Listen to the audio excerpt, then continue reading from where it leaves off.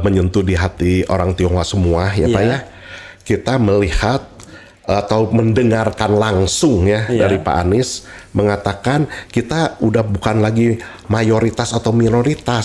Kita masuknya bukan kita udah tidak melihat minoritas lagi katanya, tapi menjadi golongan. Karena saya melihat langsung dan mendengar langsung gitu ya. Rasanya kita tuh tidak fair ya kalau seandainya kita hanya mendapat berita-berita dari sosmed lah, hoax lah, apa semua kita framingnya seperti apa gitu ya. Maka itu Pak, saya Henry Husada jadi langsung terlibat terbuka seperti ini gitu kan ya.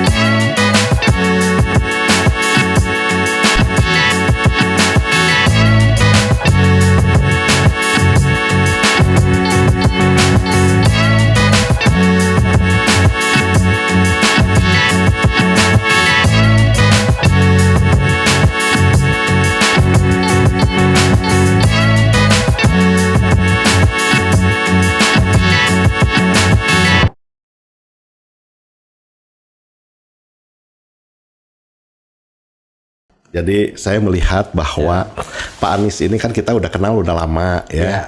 Jadi kita kan udah berkawan sudah lama juga gitu kan ya. Sejak kapan? Waktu beliau masih sebelum jadi menteri ya. Tahun berapa? Saya dikenalin waktu itu sama Pak Man Obsession itu Pak Usamah. Dikenalin Pak Usamah Hisyam. Usamah Hisyam. Hisyam itu anggota DPR? Bukan.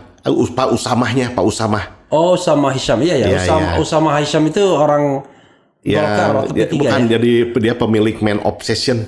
I see, Man Obsession, Tapi dia politisi sebenarnya Usamah Hisyam itu, bukan ya? Bukan. Bukan Usamah Hisyam itu bukan ya? Bukan, silakan. Nah, jadi kita berkenalan di sana, tapi kan karena mungkin masing-masing punya kesibukan. Sekitar tahun berapa itu Pak? Itu waktu itu sebelum jadi menteri ya. Sebelum jadi menteri itu berarti di bawah 2014 berarti. Masih betul, jadi rektor ya? Iya, masih waktu itu. Silakan Pak. Nah, jadi kita berkenalan. Nah, dari sana juga kita suka melihat ya rekam jejak beliau gitu kan ya. Kita kenalan kan memang bukan intens lah Pak. Jadi kita juga masing-masing ada kesibukan, tapi di saat-saat itu suka bertemu, kita suka bertukar pikiran lah gitu. Nah, terus beliau waktu itu jadi gubernur juga beberapa kali kita beberapa kali bertemu ya, kita berdiskusi lah boleh dikatakan. Tapi itu kan tetap saja kan banyak orang yang kenal sama Pak Anies sebelumnya. Tetapi ketika ada fenomena sekarang kan, itu tiarap dulu biasanya. Karena bukan kalau saya tuh selalu apa adanya gitu kan selalu apa adanya. Jadi pada saat itu tanggal 27 Januari 2022, saya kan ke rumah Pak Anies ya, kita belum deklarasi itu ya? Belum waktu itu tanggal 27 Januari 2022. Saya ke rumah Pak Anies di Lebak Bulus sana ya. Terus saya bilang ke Pak Anies, waduh Pak Anies, ini siap-siap nih Pak Anies. Nanti nggak lama lagi akan dibaca preskan nih dengan salah satu partai besar Indonesia. Ya amin gitu Oh, kan. Ya. itu Bapak tahu informasi atau Bapak berharap? Bukan, rasa dari feeling. Ya feelingnya lah gitu, dari feelingnya semua.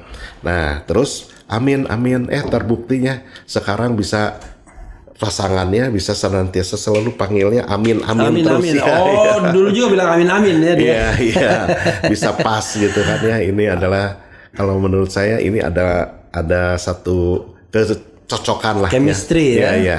Oke. Pak Henry, maaf. Kalau sehari-hari berusaha di bidang apa, Pak? Saya di bidang perhotelan. Perhotelan ya. Kemarin itu kan waktu di Najwa Shihab UGM. Ya. Kan Pak Anies sendiri yang melontarkan pengusaha-pengusaha yang mau mendukung dia tiba-tiba banyak yang diutak-atik gitu ya. Pajaknya lah apanya gitu.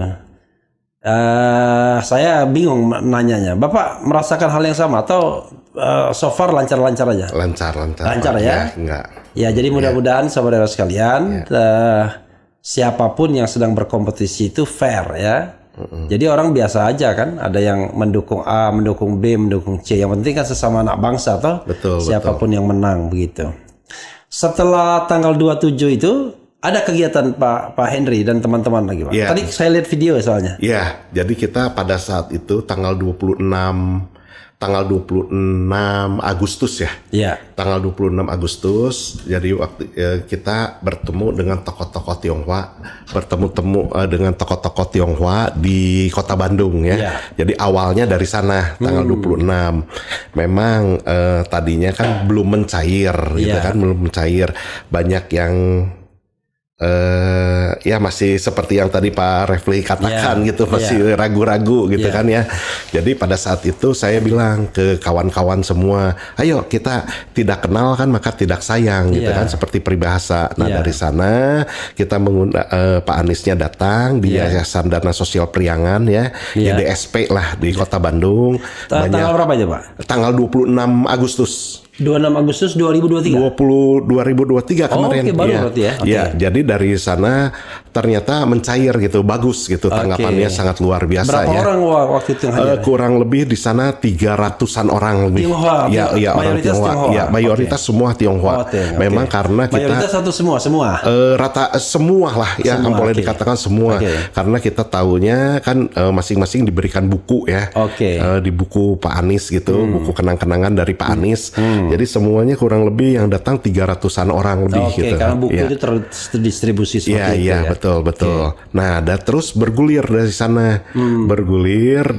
Terus ada tanggal 15 ya, tanggal 15 September bergulir, udah mulai dari Bandung tuh pecah gitu ya, boleh dikatakan pecah. Jadi ada yang di Jakarta juga buat seperti itu gitu kan, dengan komit. Jadi maksudnya tuh jadi mulai rame gitu kan. Jadi kalau boleh dikatakan sudah mencair lah gitu kan ya. Kalau bisul tuh pecah ibaratnya. Udah mencair bahwa jadi Pak Anies tuh bukan seperti yang dibayangkan gitu, intoleran gitu, bukan gitu kan ya, dengan pidatonya apa semua kan, dengan rekam jejaknya juga kita kan mendapat diberitahu kan ya gitu. Dan juga Pak Anies kan berpidato tadi kan, pidato, the best predictor dari Anda adalah rekam jejak. Kalau misalnya Anda mengatakan toleran atau enggak misalnya, bisa aja kita ngarang kan. Betul. Tapi rekam jejak itu tidak bisa bohong kan. Gitu. Dan yang sangat menyentuh di hati orang Tionghoa semua ya Pak ya, kita melihat atau mendengarkan langsung dari Pak Anies mengatakan kita udah bukan lagi mayoritas atau minoritas. Kita masuknya kita tidak melihat minoritas lagi katanya, tapi menjadi golongan.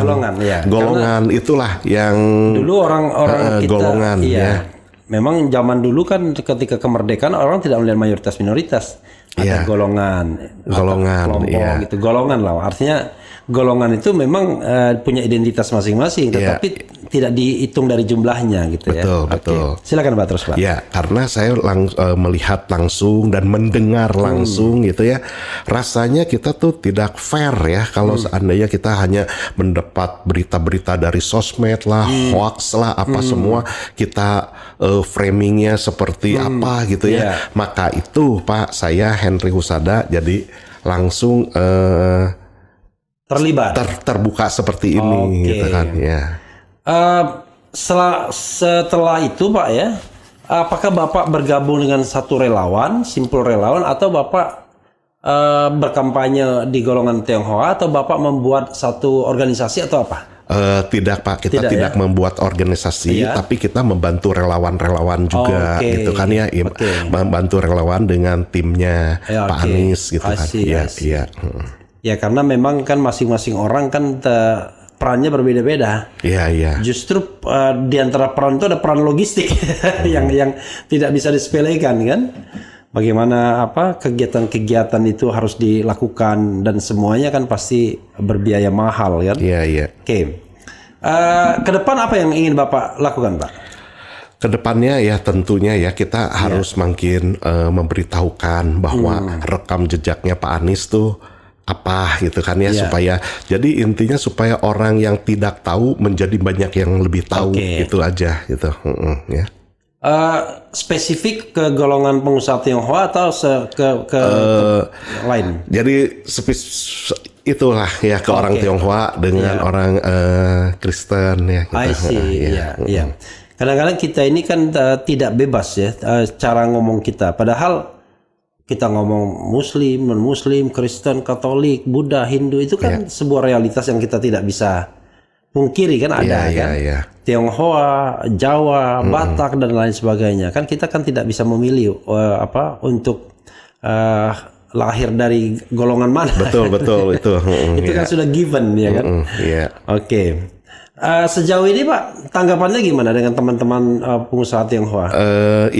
Seperti yang tadi saya sampaikan Pak, mulai dari tanggal 26 Agustus itu udah mulai mencair gitu kan ya. Kita harapkan juga ini menjadi makin hari makin baik gitu kan ya.